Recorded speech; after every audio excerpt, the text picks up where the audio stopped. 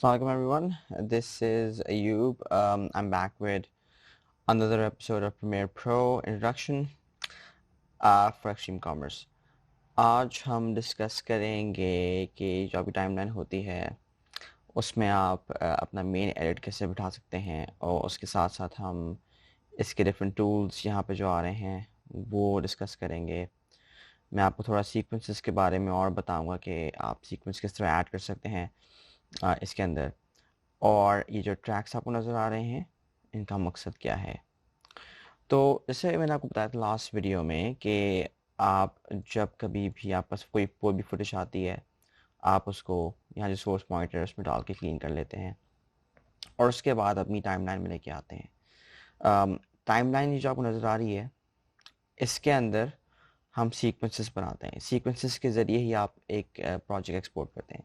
कोई भी आप चीज़ अगर टाइमलाइन में डालेंगे तो वो एक सीक्वेंस कहलाएगी, जैसे मैंने आपको पहले भी बताया था इस बारे में। सेकंड ये कि यहाँ पे आज मैंने कुछ फुटेज शूट की थी, कुछ मिड शॉट्स, कुछ मिड शॉट्स, एस्टैब्लिशिंग शॉट्स, उसके अलावा और भी कुछ शॉट शूट किए हैं। तो मैं उनको थोड़ा सा आपको एडिट करके दिखाऊंगा टाइमलाइन के अंदर सीक्वेंस बना के। सबसे पहले तो हमने, जैसे ये फुटेज चल रही है आप देख रहे हैं ऊपर सोर्स मॉनिटर पे, मैं अगर चाहूँ तो मैं इसको यहाँ से एडिट करना चाहूँगा और यहाँ यहाँ तक एडिट करना चाहूँगा। तो मैं अपना मार्किंग करूँगा दोबारा से और मैं चाहूँगा कि मैं यहाँ तक इसको लेके आऊँ। मैंने मार्क आउट किया, मैं इसको यहाँ ले आया। अब ये क्या हो रहा है, मैंने सीक्वेंस नहीं बनाया था पहले, ठीक है। तो अगर मैंने सीक्वेंस नहीं बनाया तो देखिए हो क्या रहा है, क्लिप मिसमैच वार्निंग आ रही है। This clip does not match the sequence settings. क्योंकि हमने सीक्वेंस सेट नहीं किया प्रॉपर्ली, तो खुद ब खुद प्रीमियर ने मुझसे कहा कि मैं आपके लिए सीक्वेंस सेट कर दूं।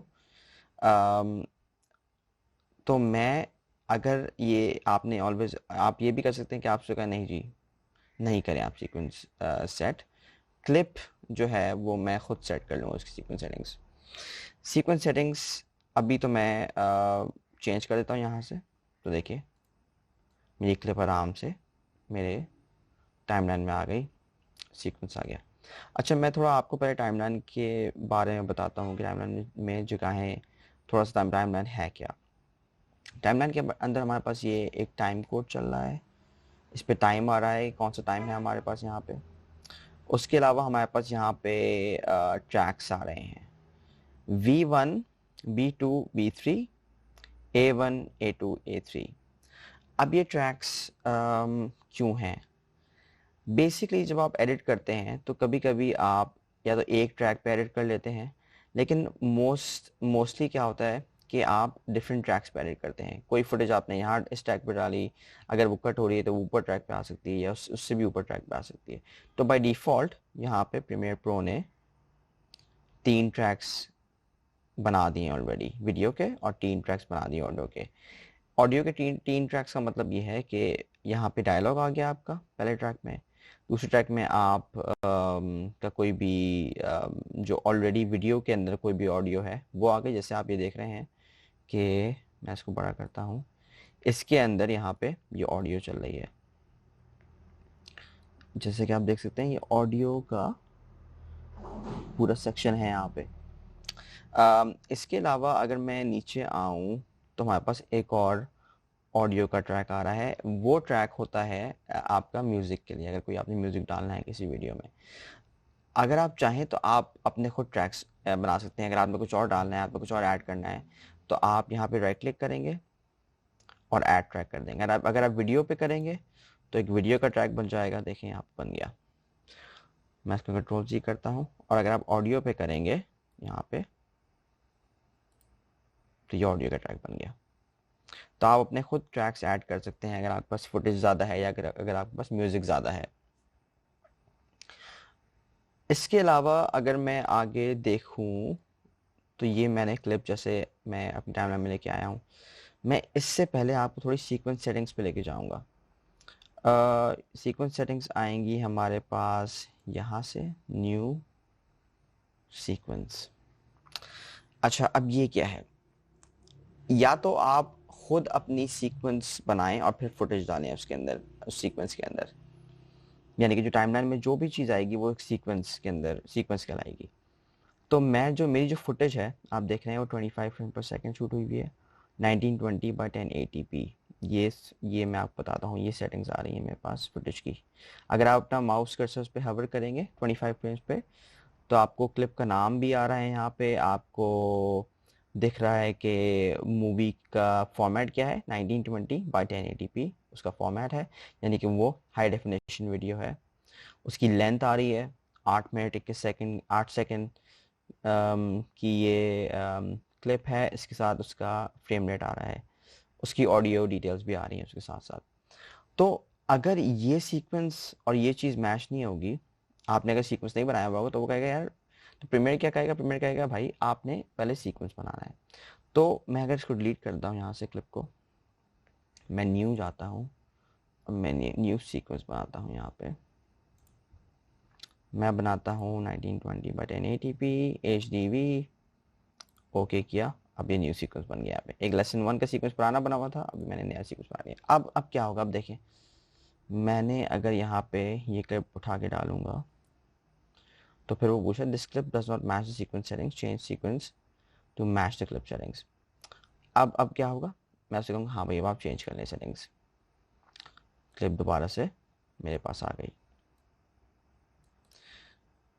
तो ये तो एक बेसिक तरीका है सीक्वेंस बनाने का। कोई भी सीक्वेंस अगर आप बनाना चाहें तो बड़े आप आराम से यहाँ से लेके न्यू सीक्वेंस बना सकते हैं। अगर आपने कोई नया प्रोजेक्ट बनाना है वो भी आप न्यू करके प्रोजेक्ट बना सकते हैं। तो ये दोनों चीज़ें क्लियर हो गई। इसके बाद हम मूव करेंगे कि हम थोड़ी फुटेज डाल के मैं आपको इन टूल्स के बारे में बताऊंगा। ये जो टूल्स आ रहे हैं, ये टूल्स आपकी मदद करेंगे आपको टाइमलाइन के अंदर एडिट करने में। मैंने जैसे ये फुटेज उठा के डाली है यहाँ पे सोर्स मॉनिटर में, और उसके बाद मैं यहाँ लेके आया हूँ। मैं इसको देखने के लिए बड़ा करूँगा। अब मैं आपको एक चीज़ क्लियर कर दूँ, ये जो ऊपर आ रहा है ये टाइम कोड आ रहा है आपका, लेकिन ये आपके फ्रेम्स भी डिफाइन कर रहे हैं। यानी कि ये जो फुटेज है, ये आप देख रहे हैं, ये 1 2 3 4 ये फ्रेम्स आ रहे हैं आपके पास, और मैं इनको अगर बड़ा भी करूँगा आपके लिए, तो आपको ये फ्रेम दिखना शुरू हो जाएंगे। ये एक फ्रेम है पूरा, फिर ये एक और फ्रेम है। तो इस तरह आपको ये फुटेज दिख भी रही है। अब मैंने क्या किया है, अगर आपने बहुत जूम इन करके देखना है कोई चीज़ टाइमलाइन में अपनी, या आपने कोई माइन्यूट एडिट करना है, तो आप अपना ये जो नीचे वाला टॉगल कर्सर है, 2 लाइंस बनी हुई आ रही हैं, या तो आप इसको पूरा क्यों कर खींच दें, ताकि टाइमलाइन ओरिजिनल जो टाइमलाइन होती है उसमें आ जाएगी, आपको सब कुछ देखना शुरू हो जाएगा। लेकिन अगर आपने बिल्कुल अंदर जूम इन करना है अपनी फुटेज के अंदर, तो आप उसको लेफ़्ट की तरफ खींचेंगे, और ये मेरी फुटेज अब मैं फ्रेम बाय फ्रेम चला सकता हूँ। आप फ्रेम बाय फ्रेम इससे भी चला सकते हैं, या फिर आप अपने कीबोर्ड पे जो आपके पास बटन्स हैं लेफ़्ट राइट के, ये देखिए मैं चला रहा हूँ, ये अब फ्रेम बाय फ्रेम चलना शुरू हो गई। सिंगल फ्रेम, आप ये ऊपर टाइम भी देख सकते हैं, ये अगर आप टाइम देखें तो ये फ्रेम बाय फ्रेम, ये ऊपर टाइम आ रहा है।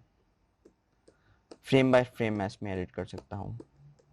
मैंने फॉर एग्जांपल कोई भी चीज़ यहाँ से शुरू करनी है, अगर ये जो आप देख रहे हैं बच्चा जो है, ये मुझे चाहिए फ्रेम से आउट, और मैंने इसके बाद से फुटेज चाहिए। तो इसके 2 तरीके हैं एडिट करने के, या तो ये है कि मैं ये कट का टूल, रेजर टूल जो है उसको यूज़ करूं, या फिर मैं, अगर आप क्लिप के आखिर में जाएंगे तो आपको ये एक रेड कर्सर नज़र आएगा। इससे क्या होगा, इससे आप क्लिप को पूरा लेफ्ट खींच सकते हैं और वहाँ ले जा सकते हैं जहाँ आपको मार्कर है। ये अब देखिए क्लिप शुरू हो रही है यहाँ से,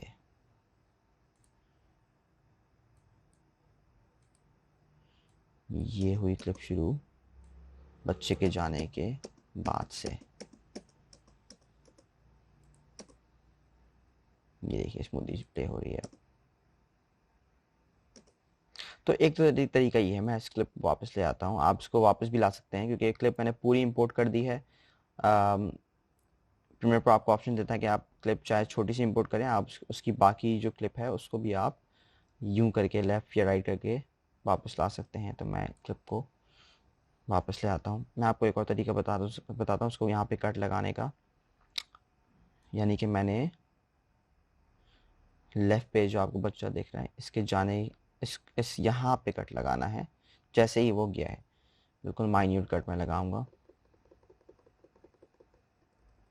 ये गया वो वापस अपने फ्रेम से बाहर।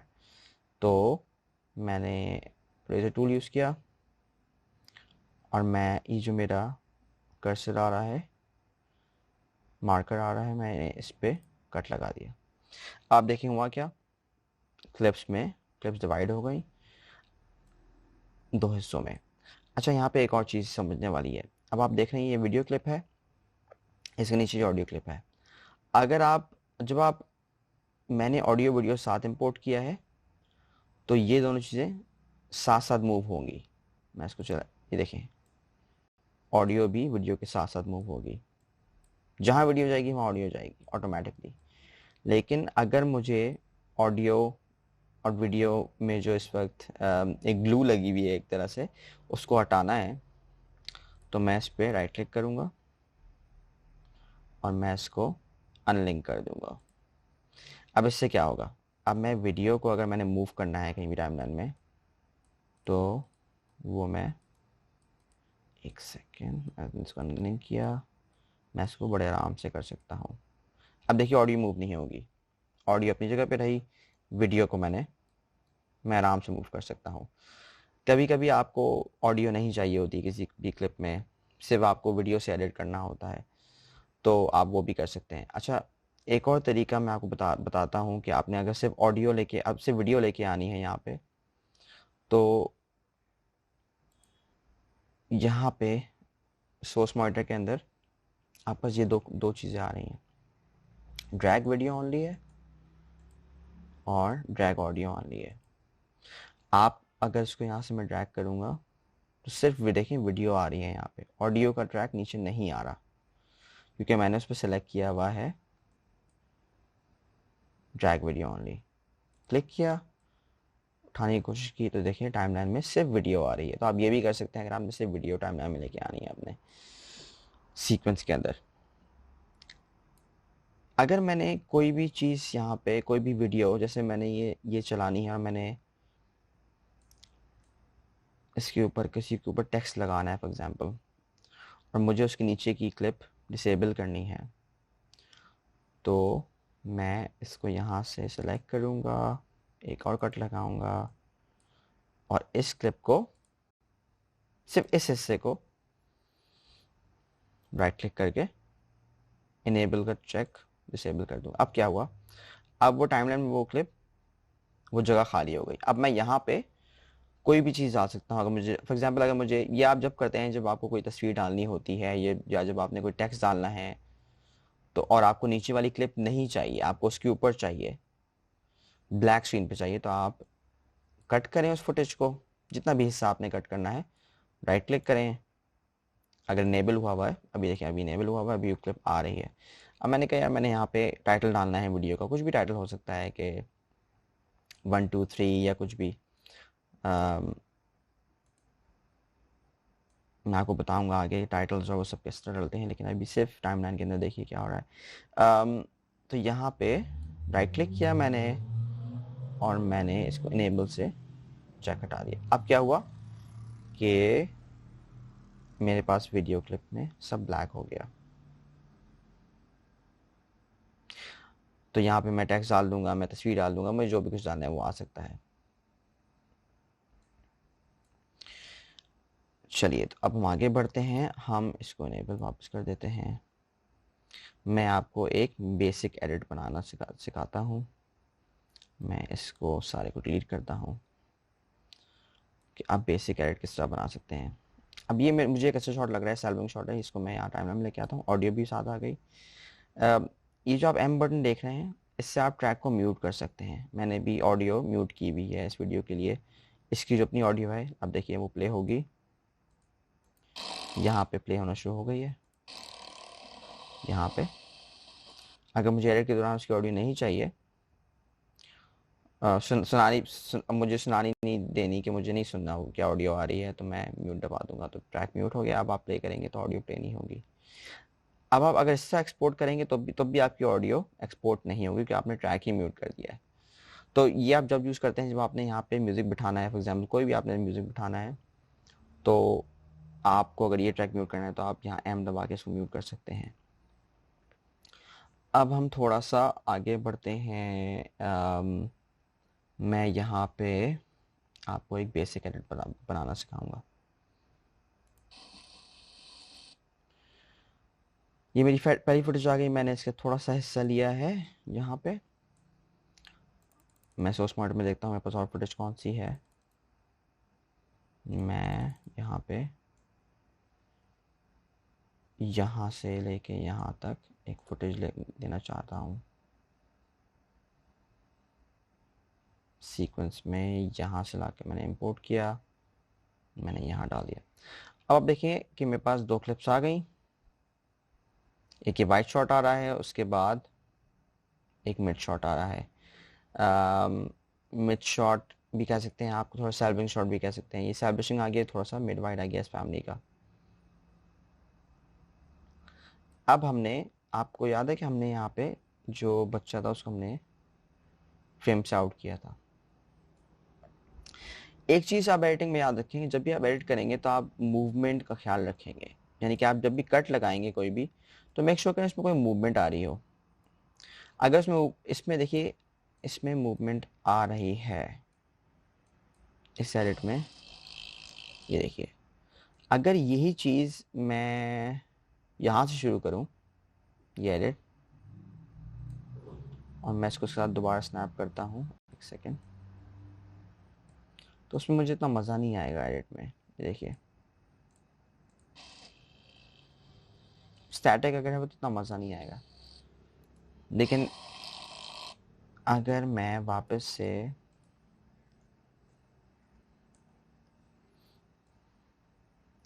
कट लगाऊंगा बच्चे के ऊपर चढ़ने पे, तो ये एक बेहतर सीमलेस एडिट बनेगा। इसका मकसद ये है कि जब भी आप एडिटिंग करें, कहीं भी आप एडिटिंग किसी भी सॉफ्टवेयर में करें, तो आप जो कट लगाएंगे वो आप मूवमेंट पे लगाएंगे। ज़्यादा कट्स आपने जो लगाने हैं, ज़्यादा कट्स वो आप मूवमेंट पे लगाएंगे। Always cut to a movement, चाहे वो मूवमेंट म्यूज़िक की हो, चाहे वो मूवमेंट कैरेक्टर की हो, चाहे वो मूवमेंट आपकी लोकेशन की हो। मेक श्योर कि आप जब भी कटिंग करें किसी भी फुटेज की टाइमलाइन के अंदर, वो मूवमेंट के थ्रू हो।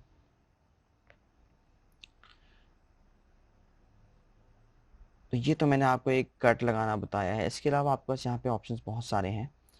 आप यहाँ पे टाइपिंग कर सकते हैं। मैं अगर टाइप लेके आऊँ यहाँ पे, मेरे पास ऑटोमेटिकली ग्राफिक आ गई। मैं यहाँ पे कुछ टेक्स्ट डाल सकता हूँ, टेस्ट 1। अब उससे क्या होगा कि मेरा ये टाइटल भी ऐड हो सकता है इसी क्लिप के ऊपर। तो ये जो टूल्स आ रहे हैं मेरे पास, ये टाइप टूल है, ये हैंड टूल है। इससे ये होता है कि मैं इसको मूव कर सकता हूँ पूरी टाइमलाइन को ऐसे। पेन टूल है मेरे पास, मैंने कुछ लिखना है कोई चीज़, मैं ये भी कोई शेप बनाना है वो बना सकता हूँ। फिर मेरे पास स्लिप टूल है। स्लिप टूल के ज़रिए मैं इस फुटेज को ड्रैग भी कर सकता हूँ यहाँ पे।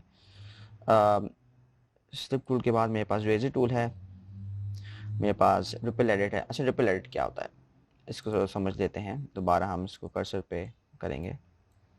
अगर दो क्लिप्स के दरमियान कुछ फासला है और वो फासला इक्वल फासला, यानी कि ऑडियो और वीडियो ट्रैक बिल्कुल साथ मिले हुए हैं, और मुझे इनके दरमियानी फासला ख़त्म करना है, तो एक तो तरीका ये है कि मैं इसको पूरा ड्रैग करके यहाँ तक ले आऊँगा। लेकिन प्रीमियर प्रो आपको ऑप्शन देता है कि आप रिपल एडिट भी करें। रिपल एडिट अगर आप बीच में इनके फासला आप राइट क्लिक करेंगे, रिपल डिलीट, ये जो बीच का हिस्सा है इसको रिपल कहते हैं। जो भी कोई खाली हिस्सा होगा उसको आप रिपल कहेंगे और उसको आप डिलीट कर सकते हैं ऑटोमेटिकली। या तो आप ड्रैग करके डिलीट कर दें, लेकिन आप राइट क्लिक करेंगे, दो आपने क्लिप्स को जोड़ना है टाइमलाइन के अंदर, उसमें उनमें फासला नज़र आ रहा है आपको एडिट करने के लिए, या तो आप मैनुअली जोड़ दें इस तरह। ये मैंने मैनुअली जोड़ दिया, स्नैप, ये स्नैप हो गया। अच्छा एक और चीज़, ये जो आप स्नैप देख रहे हैं, जो आप लाइंस देख रहे हैं, ये इसकी वजह से हैं, स्नैप टूल की वजह से। मैं इसको ऑफ करूँगा तो ये लाइंस आना बंद हो जाएंगी। बेसिकली स्नैप टूल आपको आपकी मदद करता है, एज जो आपके क्लिप की एज है उसको, उस पर आपको एक मार्कर लगा देता है ताकि आप बिल्कुल एज पे जाके उसको छोड़ें। मैं स्नैप देखें, स्नैप ऑन करता हूँ तो देखिए आपके पास लाइंस आना शुरू हो जाएंगी। ये आ गई आपकी लाइन जब जैसे आप स्नैप करेंगे कोई भी फुटेज को।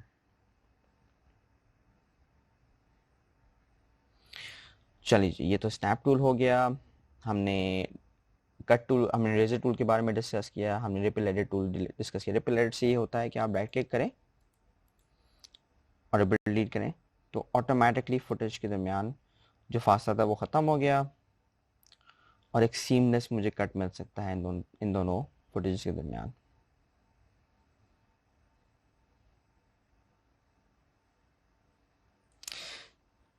चलिए अब हम बढ़ते हैं, अगर मुझे इसी फुटेज को जो मैंने बेसिक कुछ एक दो क्लिप्स को ऐड किया है, अगर मुझे इसको एक्सपोर्ट करना है तो मैं वो कैसे करूँगा।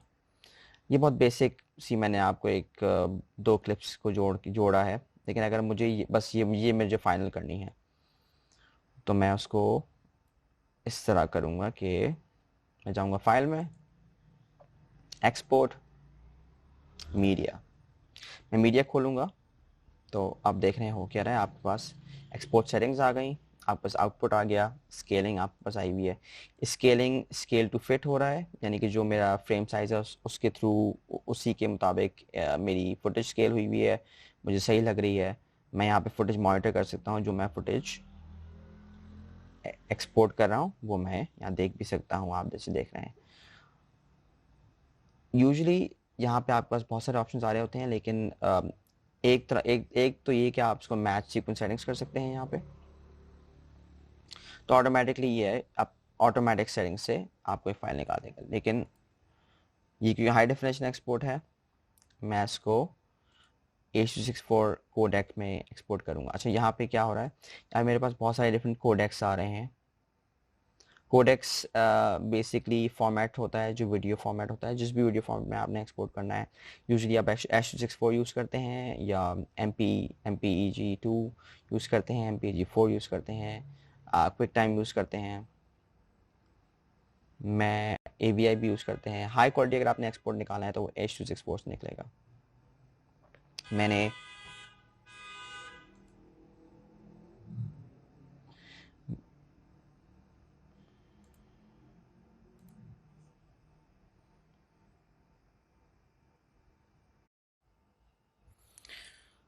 इसके अलावा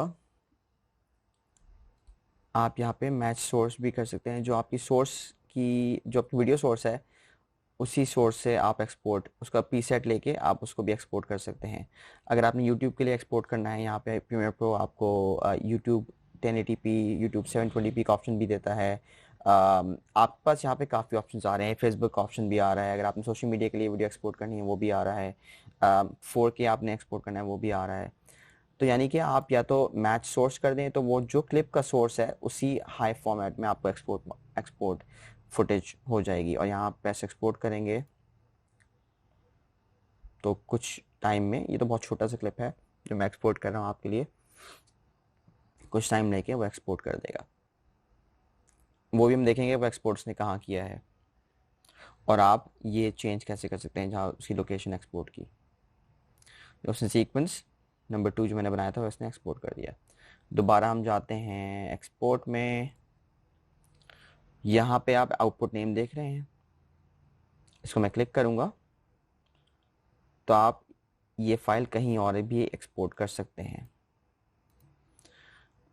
यूजुअली जो डिफ़ॉल्ट सेटिंग्स होती हैं एक्सपोर्ट की वो ये होती हैं कि आपकी जो सी ड्राइव है उसमें एडोब के फोल्डर के अंदर वो पूरा सीक्वेंस एक्सपोर्ट कर देता है। और मैं अपनी विंडोज़ में जाके आपको दिखाता हूँ कि वो जो फाइल है वो एक्सपोर्ट आप देखें हुई भी है। यहाँ पे ये सीक्वेंस एक्सपोर्ट हो गया है, साउंड भी एक्सपोर्ट हो गई है, और ये जो मैंने एडिट किया था वो भी एक्सपोर्ट हो गया है, टेक्स्ट भी एक्सपोर्ट हो गया है। ये मैंने आपको बहुत एक बेसिक एग्जांपल बताई है एक्सपोर्ट, एक दो क्लिप्स को जोड़ के मैंने इसको एक्सपोर्ट किया है। ये क्लिप एक्सपोर्ट हो गई। तो आज हमने सीखा ये है कि हम टाइमलाइन के अंदर कैसे एडिट कर सकते हैं। बेसिक मैंने आपको दो क्लिप्स जोड़ कैसे सकते हैं वो सीखा है हमने आज डिफरेंट टूल्स हैं जो टाइमलाइन के सीक्वेंस के, वो मैंने आपको बताए हैं। रेजर टूल है जिससे आप कटिंग कर सकते हैं, आप स्लिप टूल भी यूज़ कर सकते हैं, आप इसके अलावा रिपल एडिट टूल भी यूज़ कर सकते हैं एडिट करने के लिए। कोई भी क्लिप जोड़ने के लिए आप रिपल एडिट टूल यहाँ राइट क्लिक करके भी यूज़ कर सकते हैं। एक के ऊपर एक क्लिप अगर आपने डालनी है वो भी आप डाल सकते हैं यूँ करके। आप देखिए मेरी टाइमलाइन पे एक के ऊपर एक क्लिप भी आ सकती है। तो नेक्स्ट लेसन में हम थोड़ा सा और कॉम्प्लेक्स एडिट बनाएंगे टाइमलाइन के अंदर, और मैं आपको बताऊंगा कि आप सब क्लिप्स किस तरह बना सकते हैं प्रीमियर प्रो के अंदर, और एक पूरा सीक्वेंस कैसे एडिट करते हैं जिसमें एक मिड शॉट भी हो, जिसमें एक ब्राइट शॉट भी हो, जिसमें जिसमें एक सैल्विंग शॉट भी हो। तो मैं उम्मीद करता हूँ कि आप नेक्स्ट एपिसोड में मुझे ज्वाइन करते रहेंगे, and thank you so much.